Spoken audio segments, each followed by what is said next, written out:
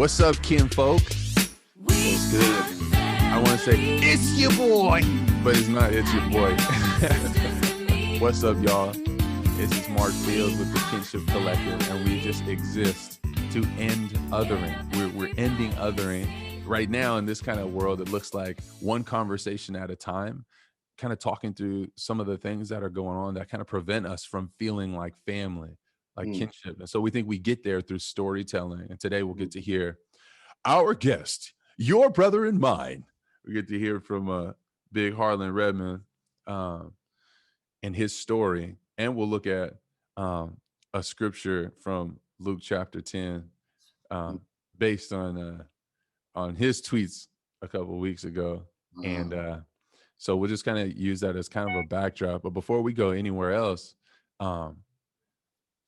let me share about this gentleman. I know him from days in Pasadena when I first moved to my city. He was a person I wanted to get connected to because he was doing really hard work in a place that had been transformed and was transforming because of the values that he lives by. And so I wanted to get to know him, and I got to know him and his wife, who are both brilliant human beings. And Harlan was continuing this work that had been started in front of him based on racial reconciliation. And so I had the honor of cutting his hair a few times and chopping it up and getting to hear some of that journey of what it means to be a frontline kind of racial justice vanguard, somebody who's at the tip of that spear and putting himself in really tough spaces and places with people who don't understand him, but constantly trying to advocate and move the needle forward. So Harlan, I deeply respect you. I appreciate you. Thanks, bro. Your voice. This is what I think about you. When I thought about this conversation, I just thought about the times in the conversations we've had and just the ways that, to be very particular and specific, the ways that I feel like the Sermon on the Mount just radiates through you. Some of the ethics of what it means to live into a new reality where the image of God and the divine spark and the beauty of every human being is honored.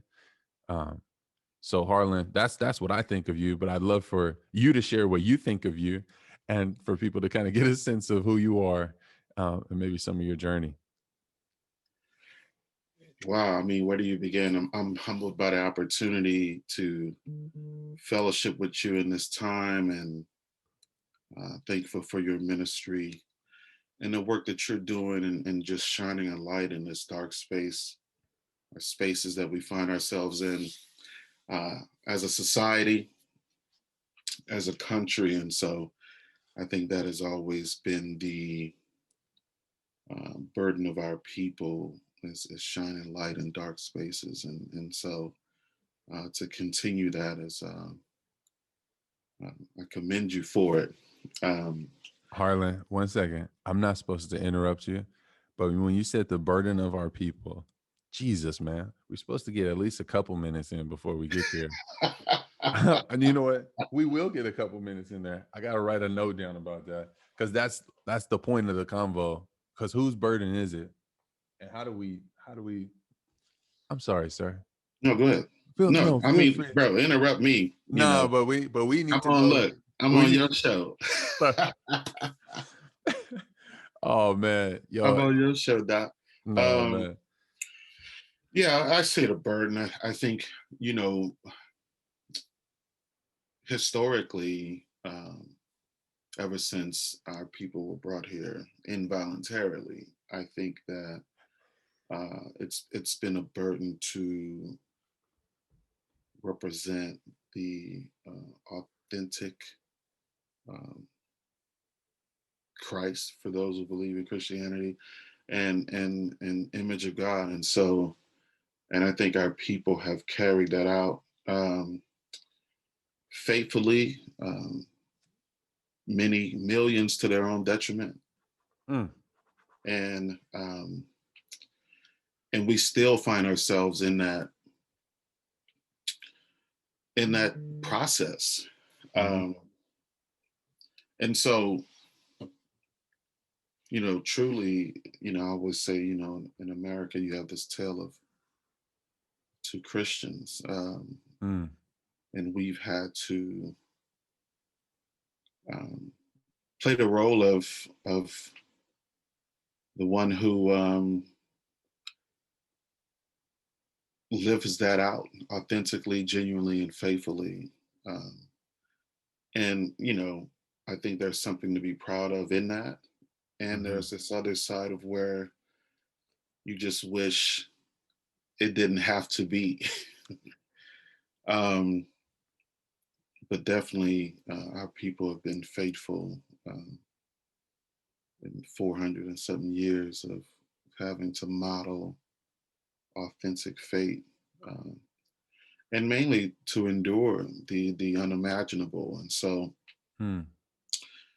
for us to be here today is a testament to the fortitude and the belief of the people who came before us, and that's something I'm proud of. Um, and 2020 has been an interesting year, and we see other people doing the same thing in order to hold this country accountable, and the hopes of repositioning us to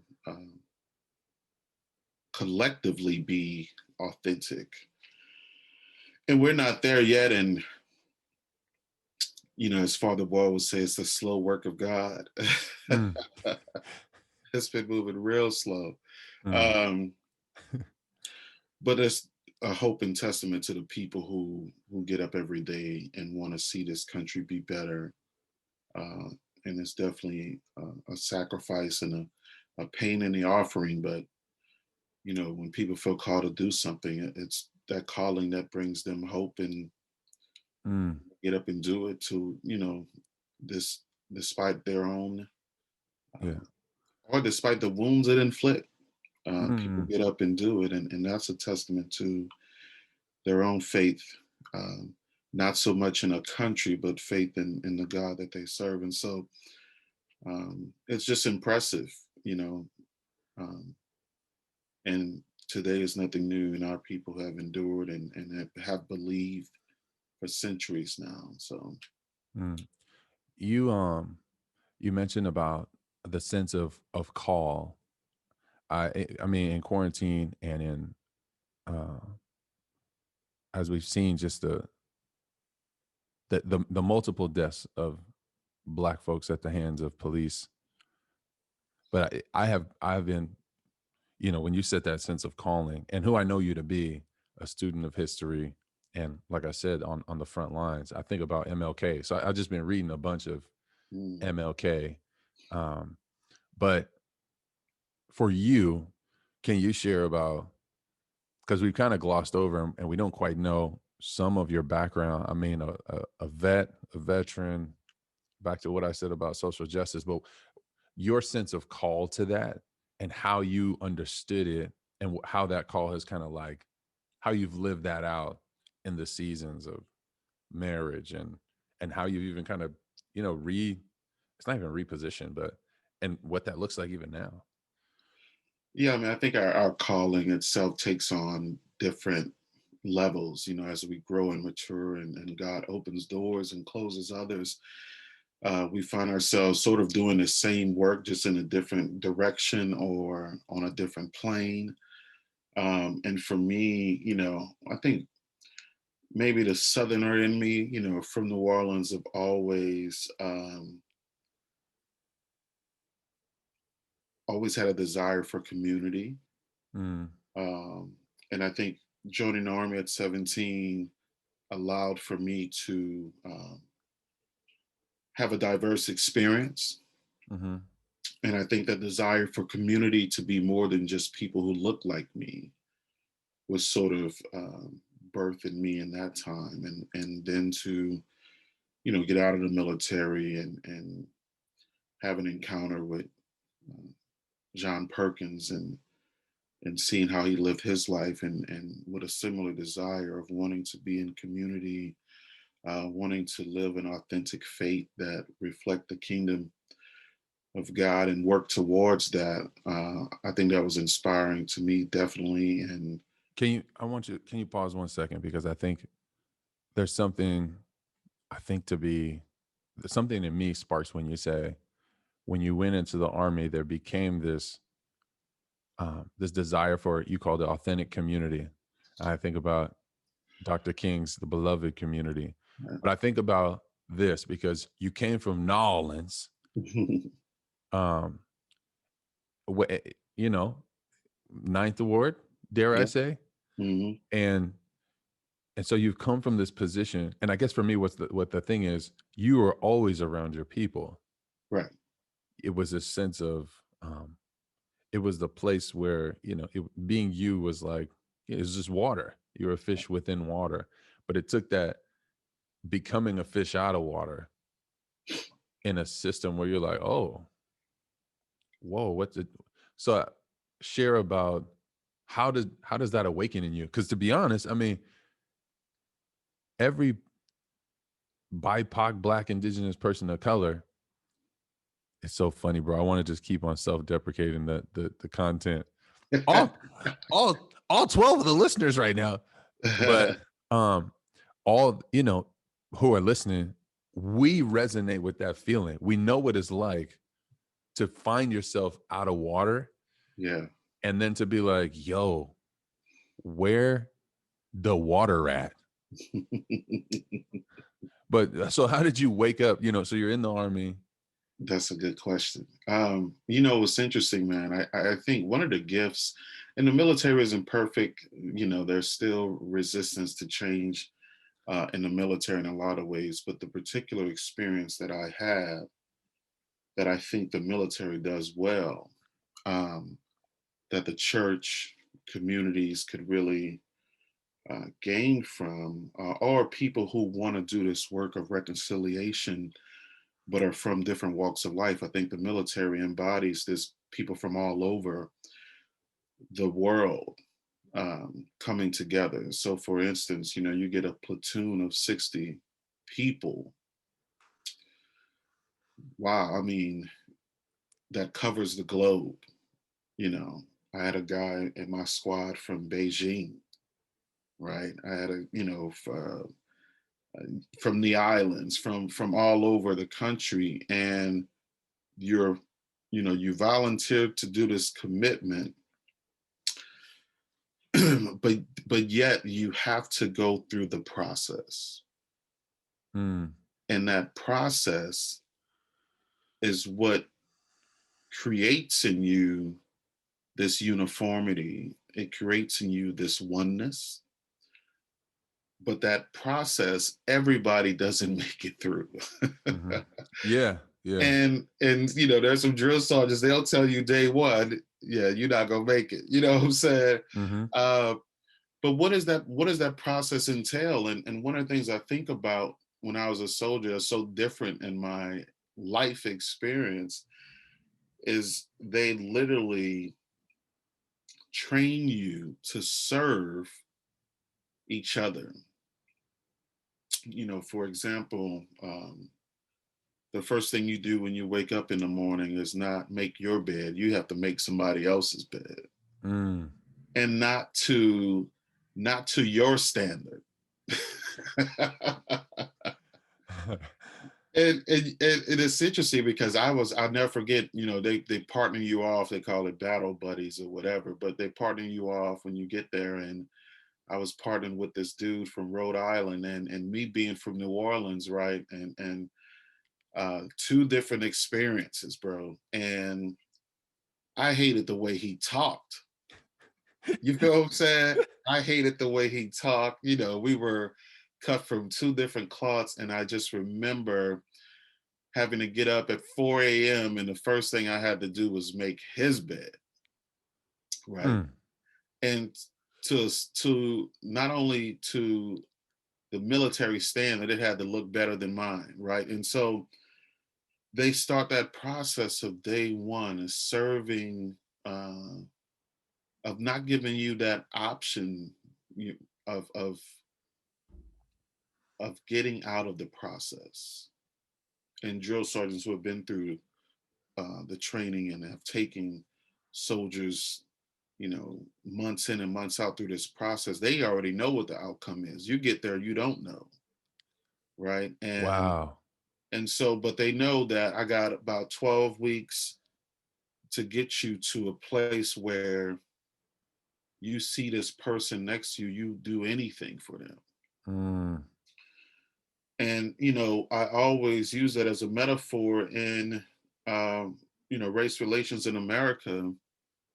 um, so often the process people avoid, and I think part of it is because there's a lot you got to put on hold in order to go through that process, right? You got to put your American dream on hold, right? You got to put There's a lot of things you got to put on hold in order to love your neighbor as yourself, to see your neighbor as yourself, and that's the cost of it, I, right? That's the cost of it. Me serving my battle buddy is time, it's commitment, mhm. it's it's um it's putting your feelings aside, it's putting your all of your preconceived notions, right? You're tabling all of those things for this process. But what comes out on the other end is truly something of a miracle. Mm. But it's something that is bonded and sealed. And, to this day, I can probably go into any state, multiple countries, and have a friend that I've established this process with and be Mm. treated be treated like family. And that's as a result of going through this process. And so, even in the years that I've done racial reconciliation stuff, I think a lot of people, well intended, enter into this process. But I always use the imagery of, like, we get on a plane together and, we're experiencing some turbulence. And then I found out you having a parachute this whole time and didn't tell nobody, right? So you were Mm. going to make your escape, Mm. just in case things went south. Um, but here I didn't got on in good faith. I don't have a parachute, Right. and I think a lot of the efforts, especially in the civil rights movement, and people that have partnered in the struggle, especially you mentioned earlier about you hear the idea of allies. Um, People have to be willing to go through the process first, and I think for people of color to see to see people go through a process, and whatever that process is, Whoa. I think you don't even you shouldn't trust anybody until that takes place, because you're going to end up. I mean, this term is never usually used this way, but you end up unequally yoked with allies that um, they don't even have the fortitude to go the distance, right? Oh my goodness. All right. Hold. Time out. Time out. Well, I think about there's a couple of things that I feel like there's a couple. Oh man, there's so much that in the past that you just said. I think one thing that I want to go back to that you shared, not to just to I think clarify because you used the term for kinship collective. The point is to create a sense of kinship without uniformity Hmm. that we can build. And I think that in the army, there probably is a sense of like, there is a level of uniformity. Yeah. You being paired with the guy you were paired with was probably intentional. It Hmm. probably was like, oh, there seems to be a bunch of social distance between these two brothers. I will show you, you will become brothers. But the process, this tried and true process of like, and if you don't become brothers, then you weren't supposed to be here anyway. And you Right. didn't have, back to what you said, that fortitude to do what we do here. Right. But then I think about when you talked about um, that the tried and true, that trustness, and you said like you shouldn't trust anybody until they've put in. And I think about allies for like a lot of different marginalized people, Hmm. whether this is a LGBTQ, whether it's a person of color. I think about um, people who are differently abled, or just And then there's everybody wants to speak up on your behalf, Mm, but but but are you willing to pay a cost for that? And I think about the values that you used to live into on the corner there of mm, Howard and Navarro, yeah. um, about relocation and Mm, how when you and that that's that piece even of Jeremiah the 29, that piece of 29:7. It's the non-parachute, get rooted. I'm not going anywhere. When Jeremiah said, move into that place, move into the place where you're oppressed, mm, marry your children to the oppressor's children, mm, then you will be mutually invested. You will need things to go well with the oppressed. You will need things to go well with the marginalized. You will need things to go well with them because it's no longer about a nice little pretty pet project over there. right. Now that's the solidarity piece, because Mm, when it goes well with you, then it's going well for me. And we both need this thing to go right. And so I yeah. think about some of those values of the relocation piece, and redistribution of wealth leading to that reconciliation. But I appreciate how you laid it out as that process, because I think back to that core question we talked about in pre-pro, uh, about that. I think that's part of the rub when everybody says, like, everybody wants to be an ally and we want to retweet and repost. But I think one of the underlying tones, or maybe that sentiment that comes off to, um, whoever it is and whoever the people group is that's being marginalized in that moment, Right. is, wait, you're not invested in this. Like, this, at the end of the day, like, you can set your phone down and relax. And it's really interesting when you say that. Yeah, I mean, people are, I think, it's important to give people the space to understand their own conditioning. And if you grow up white in this country, you have a conditioning, whether it's conscious or subconscious. And I think at the heart of it, it's individualism, right? So more than you know how to do anything else is put yourself first, Mm, right? In all things, to put mm. yourself first in all things. Sound like a Uh, reverse scripture. right. And I think that when it comes to good causes, um, things that you may even believe is right, um, you still have to combat that conditioning in order to do right by the people you feel called to serve. And most people, because they aren't aware of that conditioning, um, say the right things, have the best intent, but at the end, it's what they want to do. Um, but when you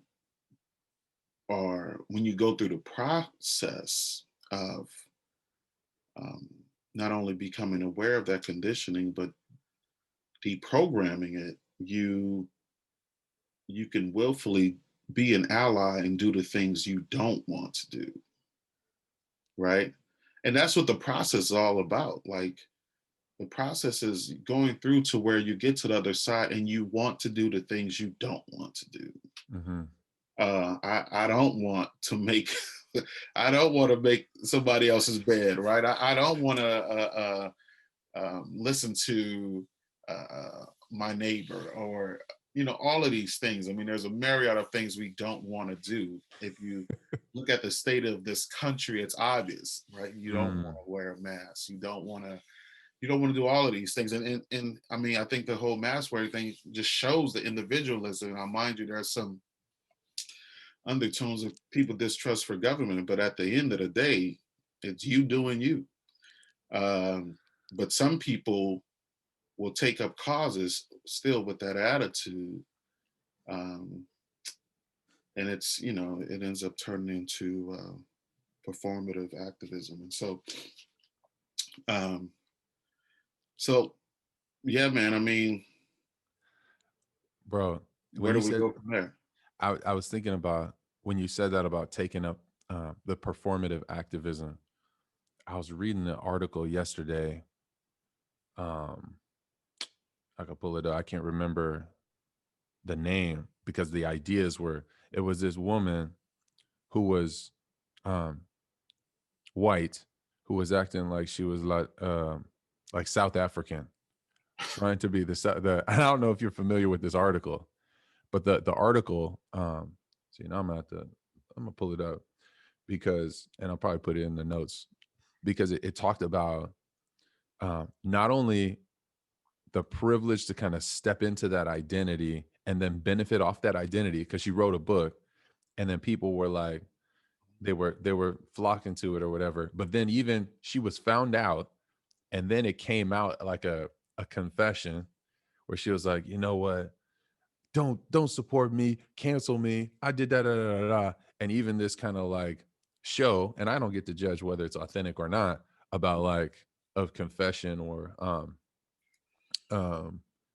ownership, but even in that, she was choosing, her privilege allowed her to choose how she could, like, she was even setting the terms of her cancellation. It was like, after Oh making man, all the money, let me and it tell you was, yeah, it was, I'm gonna find it that's while you talk. I mean, 2020 has been surprising us with stories like this. I think, we thought Rachel Dolezal was a one-off, but who Mm, knew other people kind of living this life?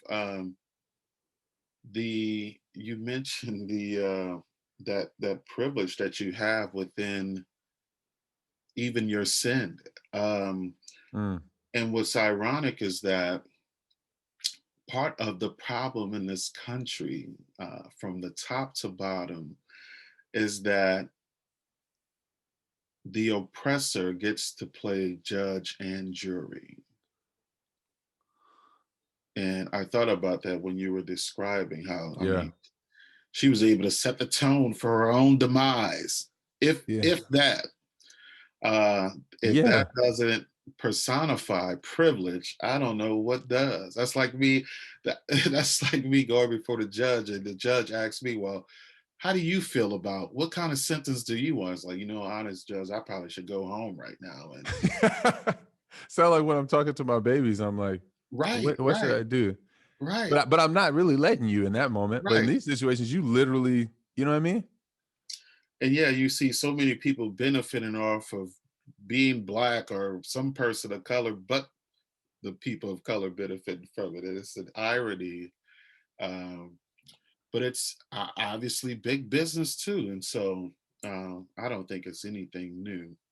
Come on, man. But That's yeah, we in this pandemic, a lot of light been shining in those dark spaces. Uh, when you talk about big business, and I, I recently preached a sermon about Moses' interaction with Pharaoh, and for a long, and the sermon was supposed to be about, I was charged to talk about this, when you wake up to an identity, some of the dissonance that happened within Moses. But as I kept studying, it was like, no, this is about Pharaoh in this particular time for the church, mm, and the inability, back to privilege. And I'm saying all this, like, right. Pharaoh has so much privilege. He couldn't even imagine the oppression of what it would feel like to just generations of slavery that is building the empire Yeah. that you feel responsible for. He couldn't even smell it, but back, and the in this story is like, so I'm reading it, I'm smelling it, and then I'm like, back to privilege. And then as a person who's stepping in and out of different worlds or code switching, and Mm, it was like, how do I, like, there's privilege in, like, even when I say the word white privilege, it's like yo folks get like, there's so much privilege that you want to tell me not even to use the word privilege, or I have to navigate around that because you're going to be triggered. And then, but back to what you said, who's benefiting? Big business. So then I'm like, okay, then I go out and I grab White Fragility, because I never read it. I'm looking into it to understand some of the psychology. yeah. And then wifey comes up and is like, yo, what's the deal with this book you just bought? I said, well, I'm doing some research. Yo, you know how many Black authors out there not getting read while this book gets bought up? Yeah. Yeah. Yeah. Big, Yeah. big business, I've and even read privilege. books. I've even read books where people give an apology for writing a book that they about to make so much money from, uh, which is interesting too. Father Ball and I, the last time we talked, he said something that was so powerful because my mind wasn't in that sort of place of processing it this way. But he said, people who um, have these sort of issues of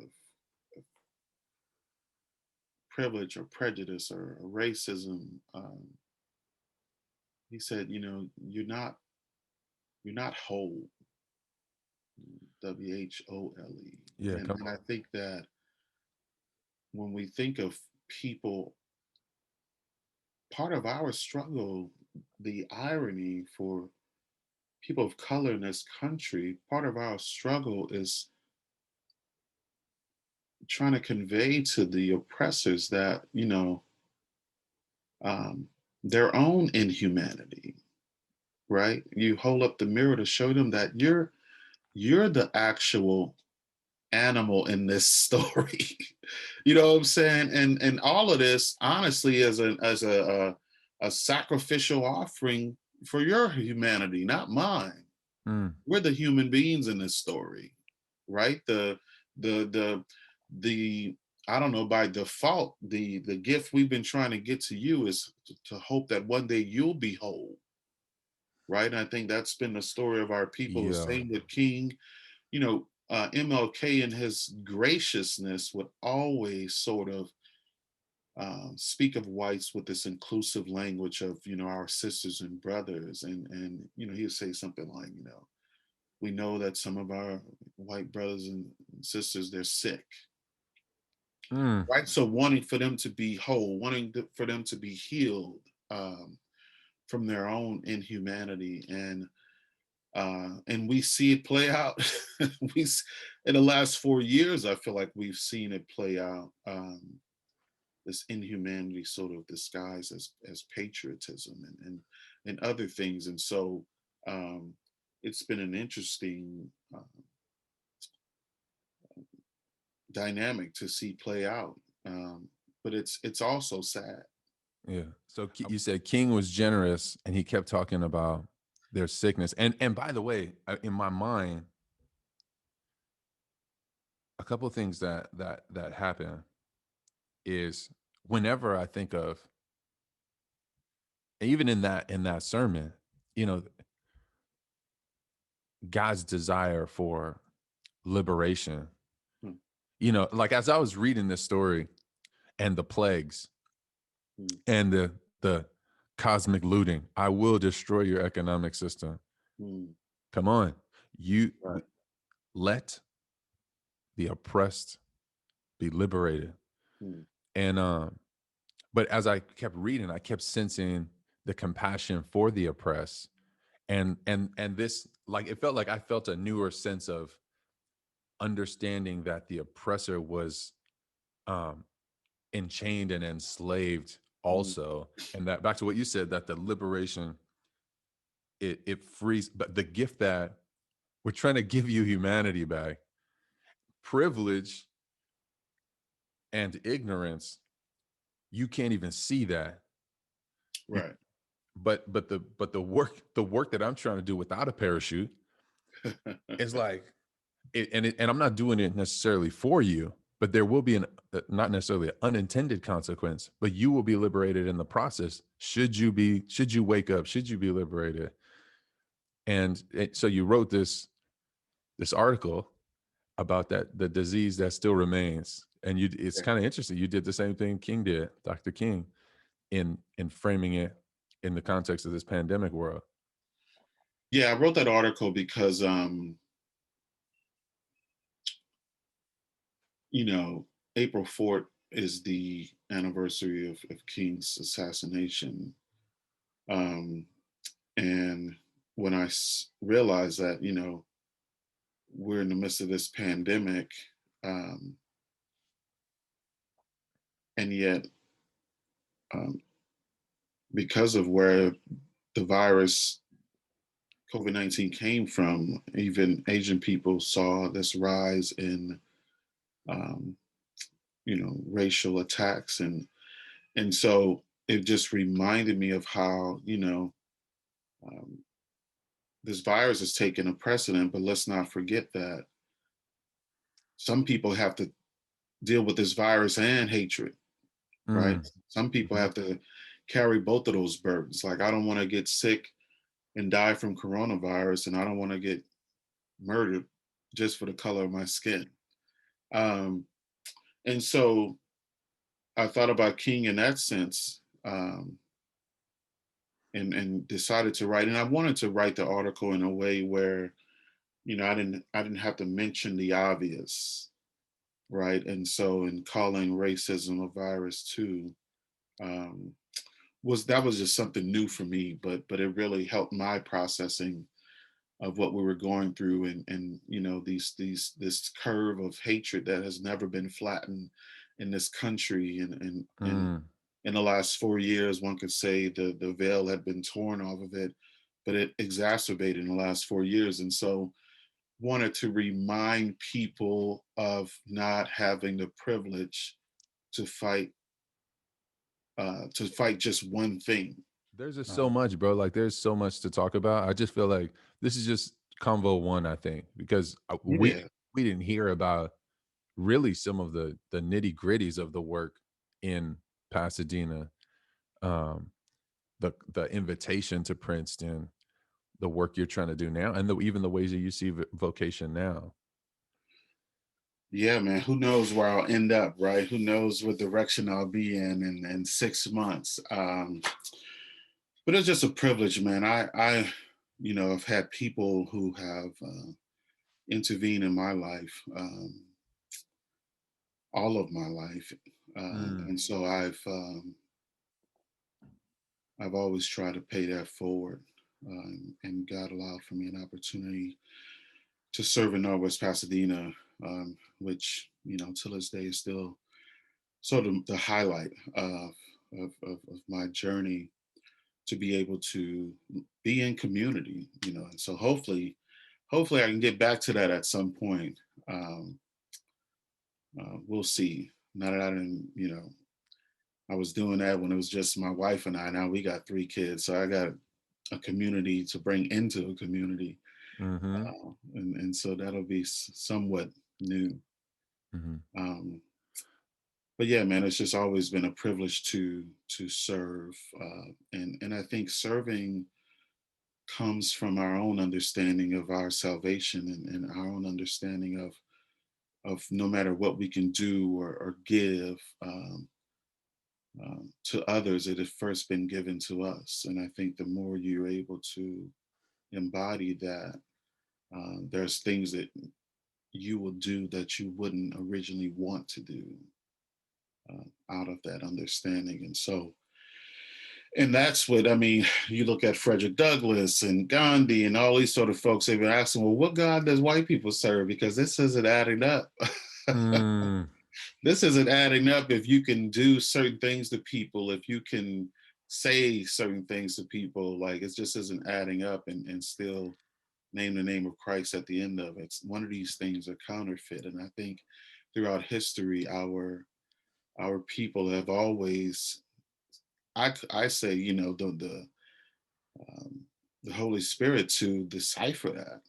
Um, you know, so yeah, it's, where do we go from here? Well, that's what I mean, that's what I feel like. I think, you know, you mentioned that piece of the trust earning, of what does it mean to relocate. But I think, that makes me pause, because I'm like, yo, how does solidarity for me in this whole epidemic, pandemic, um, the ways that I was anchored back to this, what God do you serve, is the Mm, fact that, okay, hold up. Jesus was an oppressed Jew underneath a violent, corrupt justice system, and was lynched and brutally tortured Mhm. and never back down. Back to like that choice to the choosing to participate piece, that incarnation, the piece of like the Philippians putting on flesh and casting aside privilege, Hmm. that it was in my mind, I'm thinking of like, I'm trying to get the words for that. What does it mean to, in Jesus, there was there was a dramatic relocating, Hmm. um, abdicating of privilege, Mhm. and then enculturating into this system in the midst of all of the racial injustice and power dynamics of the Middle East. And in that time, Mhm. I think about our Armenian sisters and brothers right now.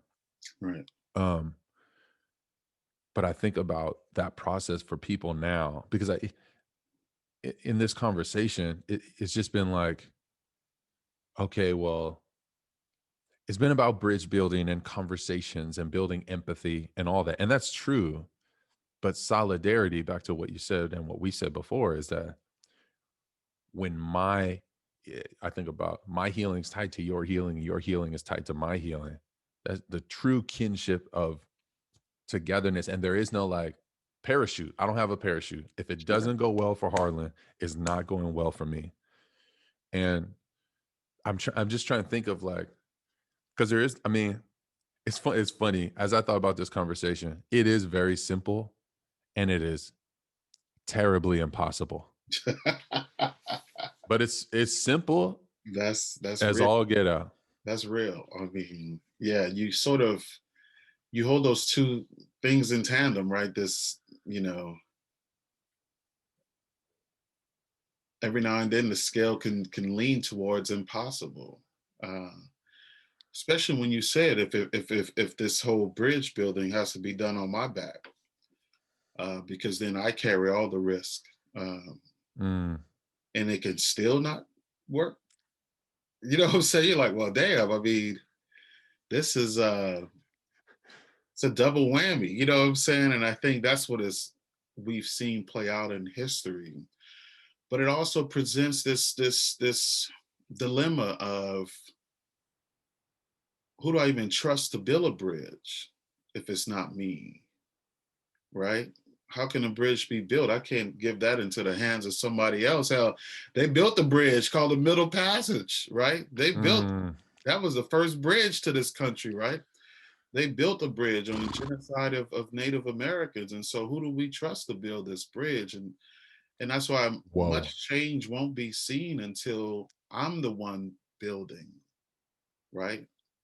With the authority and the power to build, like our people did in Tulsa before they burned that down, and Rosewood before they burned that down, and so many other Northwest, Lincoln. Northwest Lincoln before they, you know what I'm saying? So, or before they, put it in a modern context, before they gentrify this or that. I mean, these are things that it presents these complexities that truly need to be fleshed out, even among people of color. So, right, like where do we go from here, and who's doing the building, and is that building coming together like King wanted in this um, genuine equality? The genuine equality is basically saying, we integrate uh,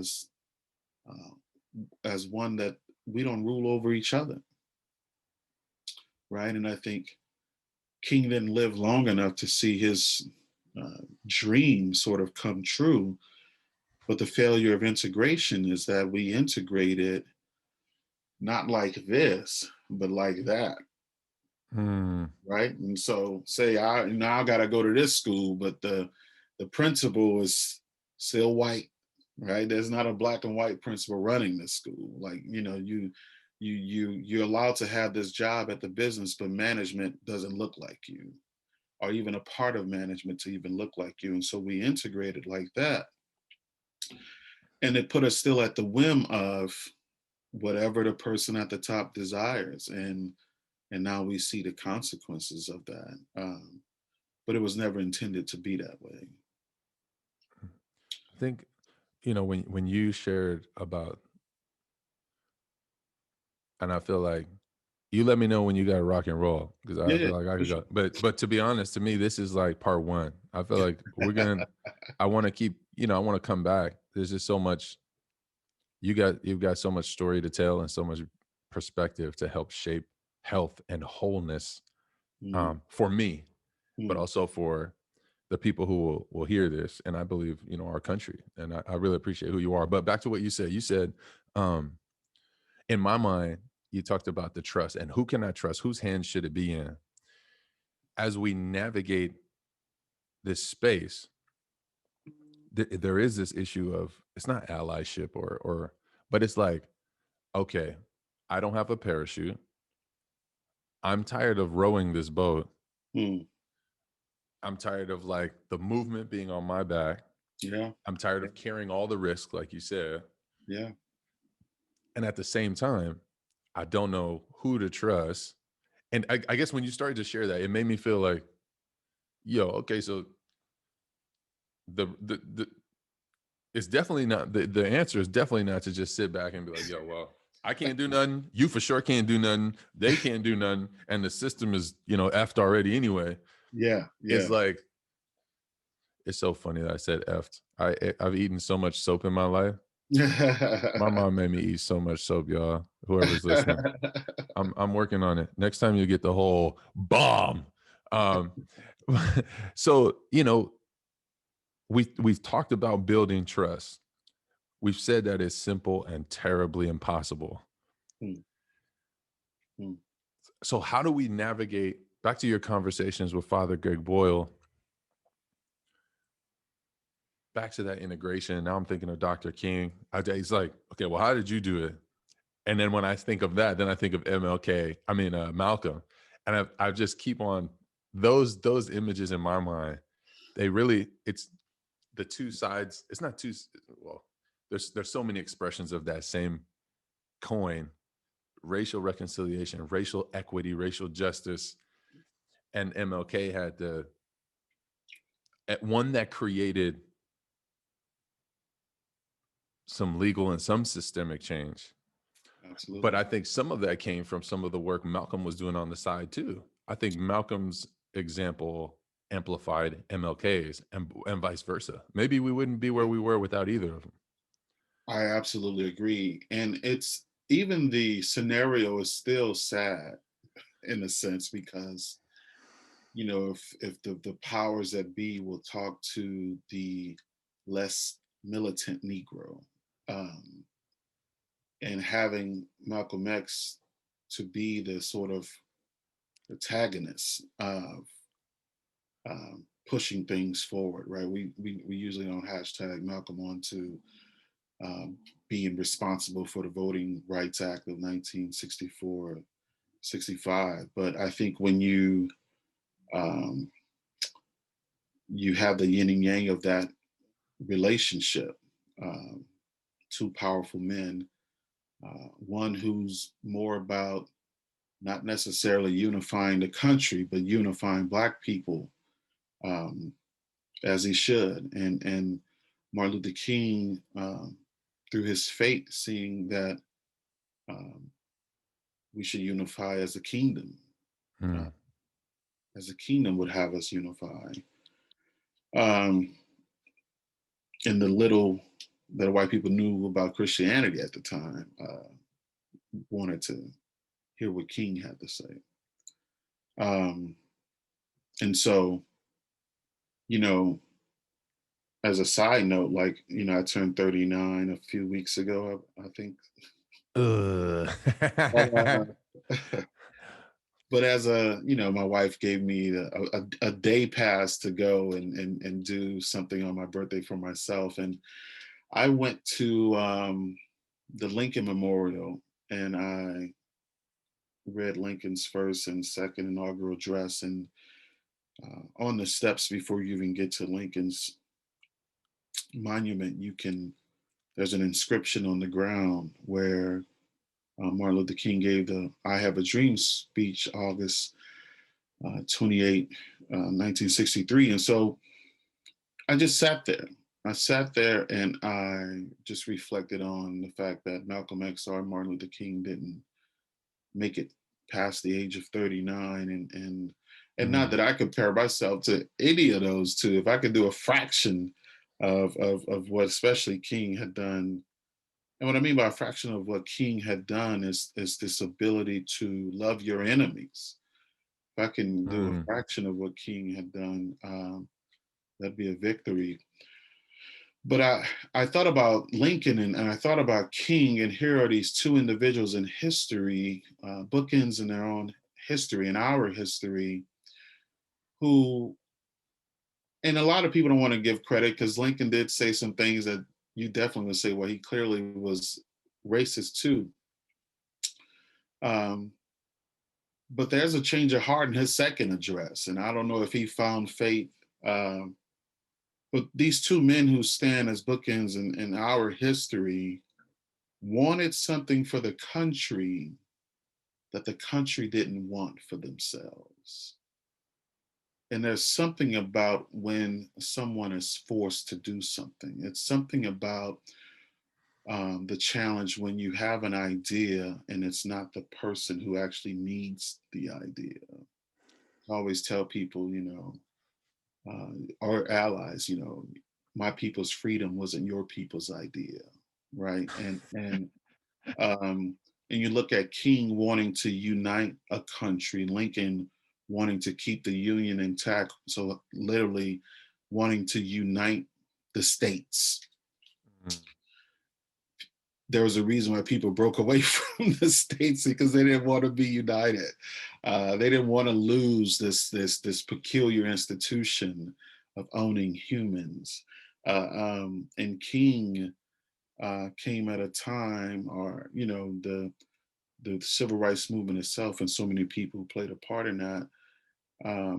There were people then and now who still think some people shouldn't have the right to vote, right? Who still think some people shouldn't have the right to equal access and asylum and so many other things, right? There's still those people. And it remained, and the white moderate or liberal will try to minimize that group per se, but whenever people give me that, oh, that's such a small part of society, I say, yeah, a small part of society that was able to elect a whole president. So you tell me, how small are they? You don't look at cancer and the doctor don't say, well, that's just a small cancer you have. It'll be full blown at some point, right? And I think that, again, we find ourselves at a place where what we want for the country is not what the country collectively wants for itself. And this struggle continues.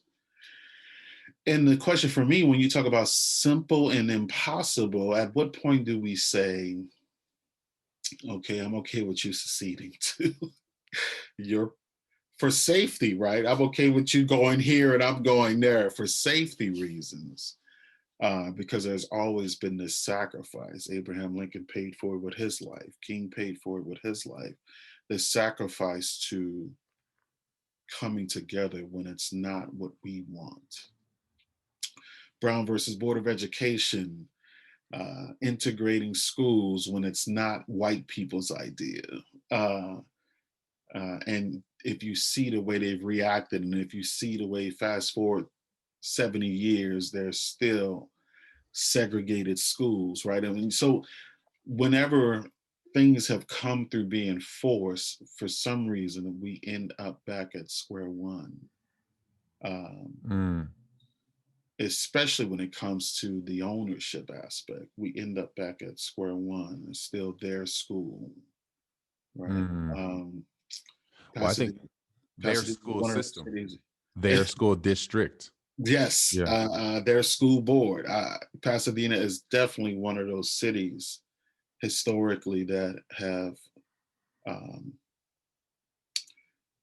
gosh, I mean, the discrepancy, but they are the case study, like literally Supreme Court, like they are the case study of people being forced to do what they don't want to do. And as a result, white flight and private schools, but then other schools were created, other School public schools, districts. yes, were created Yes. in order for white people to have a space of their own, right? And yet that was never created. Wow.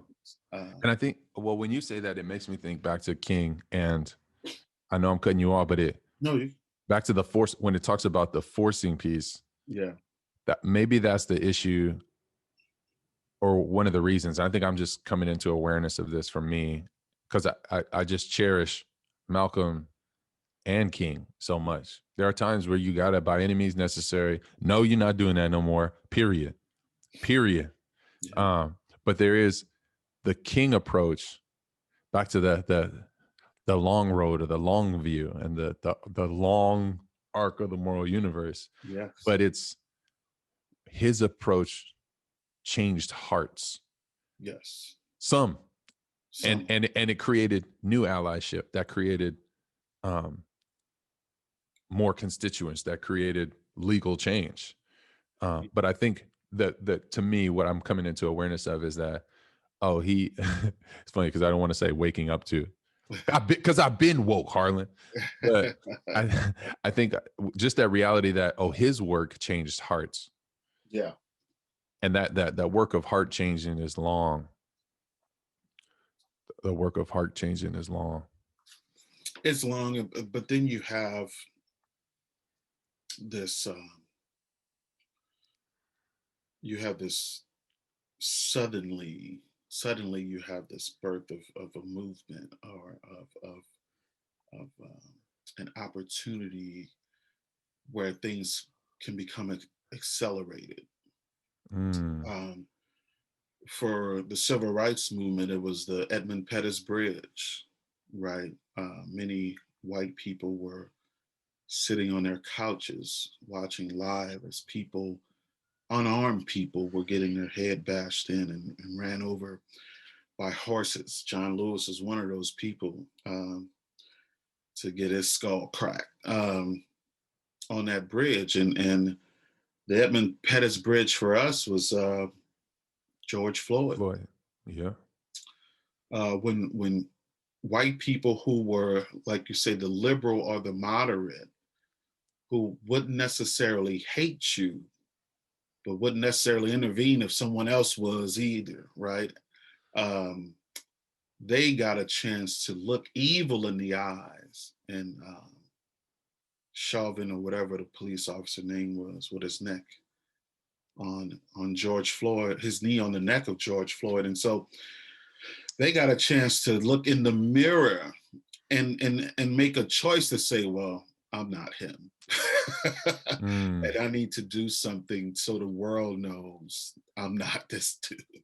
Yeah. And I think, there's people alive today who remember watching people of color being beaten on Edmund Pettus Bridge. And I know some people who said that was the day I got into doing the work of reconciliation. And so, but again, off the backs of someone else, as we talked about. Yeah. But yet movement nonetheless. And what do you do when what seems like this horrible thing happens, but what I call a miracle comes out of it, where you see whiteness move like an avalanche. Whoa. After George Floyd murder. And I think there's still, there still isn't the systemic accountability that we need, which to me is remarkable, as it relates to policing and justice and those who dole it out or serve justice and serve peace. But I think what you just said, it harkened back, or it just reminded me of what we said earlier about like the burden. And I think for me, again, and I don't know why, but just waking up and understanding, I think as a person of color, and I have my own particular expectations and hopes and things for me, so I'm not speaking for everybody. Right. And it feels ignorant to say this and to be like, but I knew this to be true, but it feels like just it will never, no matter how much trust you've earned and relocating you've done, back to solidarity, there Right. is a point. So I guess I'm talking myself around. There is a point where your healing and my healing and your flourishing and your wholeness is tied to my wholeness, and it Mhm. moves us forward. And you own that. But back to MLK, and it will always be the oppressed because it will first, Mm. because it will always there. It's survival. It's not a choice. It is not like I woke up to this. Oh, I'm gonna go enter into that. Back to the flight, back to the parachute, back to Yeah. privilege and all that stuff. Yeah. Yeah. Because for me, Yeah. The urgency is right. it's my daughters. For me, and that's interesting, becoming a daddy. It's always my daughters, regardless of if it's me or them. It's like Yeah, I want to change the system for them, absolutely. but that looks like things that directly will impact them. But it's also, if the police system stays like this, and I'm lost, Mm. that is for them also. My fear Absolutely. Absolutely. is that they would grow up without a father Right. because of injustice Right. inflicted on me. And yeah, I mean, gosh, I I tell my closest white friends, my kids are 4, 2, and 1, and they're all boys, and Oh, the customary talk that African Americans have to give their kids, especially black boys, to talk on how to survive and how to stay alive and not be gunned down by the police. Um, I said, I'm not giving my kids the talk. So we mm, got about 10 years to make some progress, or I'm out, bro. mm, I'm out. And it's about her, where you go, racism is everywhere. I just want to go somewhere where my kids won't be shot by the police. I'll take it. I'll take all the other risk. Uh, mm. and why I don't want to give my kids the talk, because I'm not dissing families who've had to. I mean, my mom always tell me to be safe.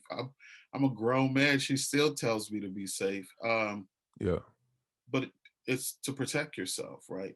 But I think what we're not conscious of, in wanting our um, daughters and sons to be safe, the Breonna Taylors of the world, wanting them to be safe. What we don't say is that um, it still plants seeds of inferiority, yeah.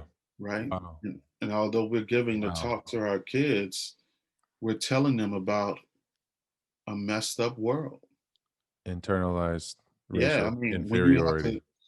when you have to say, like, you got to work twice as hard or 10 times as harder for the same job, or you look at the person running the country, you like, well, damn. um Can't take much. yeah, you just smack hard work in the face, like you crapped on all of those values, right? um but it still communicates to me that, wow, so I'm really got to come up in um this lopsided world, and that's aspects of that privileged people will never see until they step into those worlds somehow. And most people experience it real quick when there's interracial couples and stuff like that. Um, and so, yeah, those seeds of inferiority are still planted, and I think they can take root subconsciously too. Um, and so yeah, I'm not trying to do that at Yo, all. that's really powerful, man. And it's funny. I mean, I think about the conversations I've had even with my daughter, who's Mhm. 8 going on 18, Wow. and through this summer. And I remember we were at the beginning of quarantine, we started, like, I was like, yo, we got to start doing some Bible studies or something up in the bad boy. But we Mhm. started going through Exodus. And there was this moment where I'm walking with her to a protest at City Hall, Mhm. and back to the work and the burden of maybe what it means to be somebody on the side and in the reality of love and justice. Mhm. trying to translate what's happening in a reality of discrimination, of mm, racism, and injustice, and trying to raise, I feel myself getting emotional, to mm, raise this little warrior of love and justice and peace. Um, and and the work that I'm having, the work, and again, it is simple and it's terribly impossible, mm, but the work of translating that human being isn't evil, but they acted a certain way. mm. Remember when Moses killed somebody, it was an emotional reaction. Yeah, He thought it was an act of issuing justice, right. but it became a reactionary Hmm. work that is counter to the reality that we are beacons of and ambassadors for. And I'm trying to communicate that to her. And she's just looking up at her Black dad, who's Mm, trying to give her some sort of faith right. in humanity beyond the badge and the uniform that it wears, Mm, and to try and give her that perspective. But I just think about that weight. But that's the thing to me, that it's not a weight I don't want. mm, Now, I don't want to have that weight, right. but it transforms me Right. back to what it means to be the ambassador. Right. You know, Right. I think about what you said about coming from this long line of people who have done that. And on my runs, I do a few runs a week, and I make sure that I stop and talk to Jackie and his brother out in front of City Hall. And that makes me emotional too, man. It's like, Yeah. Yeah. Yeah. They thank you. definitely. You are an emblem of unbreakability and Mm, boundary shattering. mm. And I thank you for that. Yeah. And that's within me and us. Jackie and Mac Robinson definitely embody the fortitude of, the struggle of a people to go from being subhuman to human, um, and to still live every life with your dignity intact and your own humanness intact. To not stoop to the level of the animal that's projecting inhumanity onto you. Like it's. I mean, That what a people! What a people! that was my conversation with my daughter after the first presidential debate. Mm, She's watching Trump and Biden on the stage, and I'm watching. I'm sitting. The couch is here. All the little mamas are on the couch right here. Wifey mama's right here in the corner, and I'm kind of on the ottoman, like locked in, and I'm watching um my youngest, or not my oldest, and she's getting so riled up, and she's like, "Stop yelling at him! You're big meanie! You stop! You're interrupting! You're interrupting!" And I'm like, "Yo!" And several times in that conversation, I'm saying, "Hey, baby girl, when you do that, you're doing the same thing he's doing on that stage." And those moments of raising a young warrior for love and wholeness and peace and justice and a different reality kingdom is like, and I kept thinking about the proverb about, when you get into it with the fool, you know it's like Biden did, or anybody that we watch somebody into it with the fool, then you start looking real foolish yourself, because you have to engage. Like, they're not listening to reason. You were already doing that, and when it turns up like that, then you start turning up and you look like them. yeah, you end up fighting fire with fire, right? Foolishness with foolishness. Yeah, Mhm. yeah. So it's crazy. But I think that there's a piece of that, bro. Um, we're talking again, bro. We got to talk again. Yes. We'll get after it. I want to, we could get into all the things. We get more into your story, more into some of the things you've been reading. Yeah. Yeah. Um, those 7 books you're probably writing. Uh, Thank you Yeah. for being so generous, my brother. I appreciate you. Hey man, appreciate the work you're doing, man. Every bit of it helps, man. Every Come bit on. of it helps move us forward. And so I appreciate you taking this on. Yeah.